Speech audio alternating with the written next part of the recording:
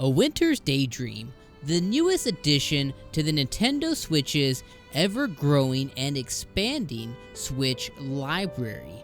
A Winter's Daydream comes in at a visual novel, and in this genre, the Nintendo Switch's library continues to grow and add quality titles constantly, and A Winter's Daydream is no different than those. What's going on, everybody? This is Dom from the Game Looters here. I appreciate you guys coming in for another video. As somebody who is not really into visual novels, although I have played them, I generally don't seek them out. So when we chatted with publisher and developer Sometimes You about A Winter's Daydream, honestly I was kind of all over this one. Because it's not a game that I typically seek out and play, I was like, you know what, a visual novel game might just be exactly what I need right now, right at this time. And A Winter's Daydream is not exactly what I was expecting, but I want to be here and tell you that that's actually kind of a good thing. So to start off, I'll kind of tell you about the story a little bit. So the story of the game is you play a character named Yu. Now, Yu is somebody who's from a small town in the middle of Japan and nowhere, right? And he goes to Tokyo to become a student and to basically become a big city guy. Now that he's in Tokyo, he's been in there for about a year now, he comes back and visits his hometown, a small, quiet, quaint town in basically the boondies of Japan.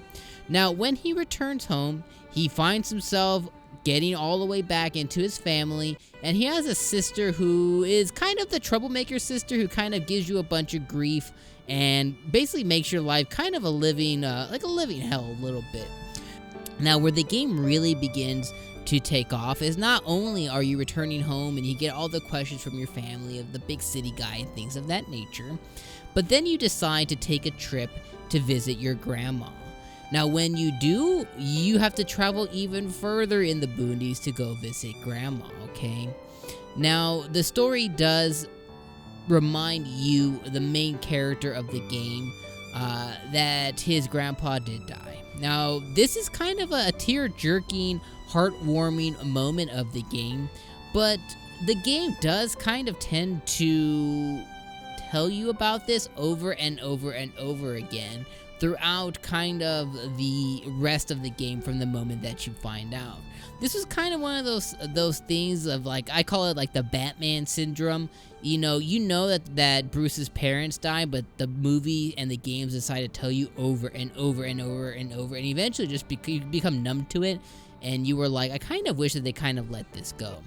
Now, nonetheless, you are filled with a ton of regret because you didn't get to know your grandparents and your grandpa as well as you could have. So now that you have your grandma in your life, you're going to take advantage of this opportunity that you're given and this vacation away from the big city because you may not have this chance again.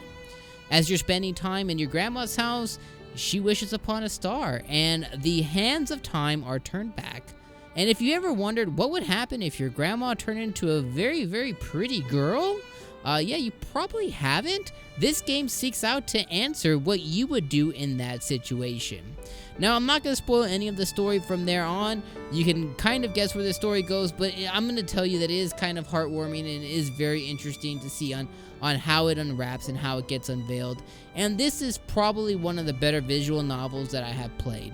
Now, the downsides of the game that I will tell you before I let you guys go is this is a very one-note game. There are no decisions, which is super disappointing. I wish that there was some decision-making in the game. This is very much autoplay, push A ton of times kind of game to get through the story. It really is just that. It's just a story. So if you like that, you're going to like this game. If you don't, you're probably not going to like it at all. So if you like visual novels, guys, is it worth it? At the price of $6, I say it's worth a shot. But you really are just getting in for the story. If you want to interact, get story that you can choose where it actually goes and what dialogue trees, this game isn't for you. And honestly, if the code wasn't provided, I don't necessarily know that I would have jumped into this game. But again, like I said at the beginning, I'm not really a visual novel guy. but considering that I was very pleased, and I actually might seek out more visual novels like this because it's a genre that I want to explore more.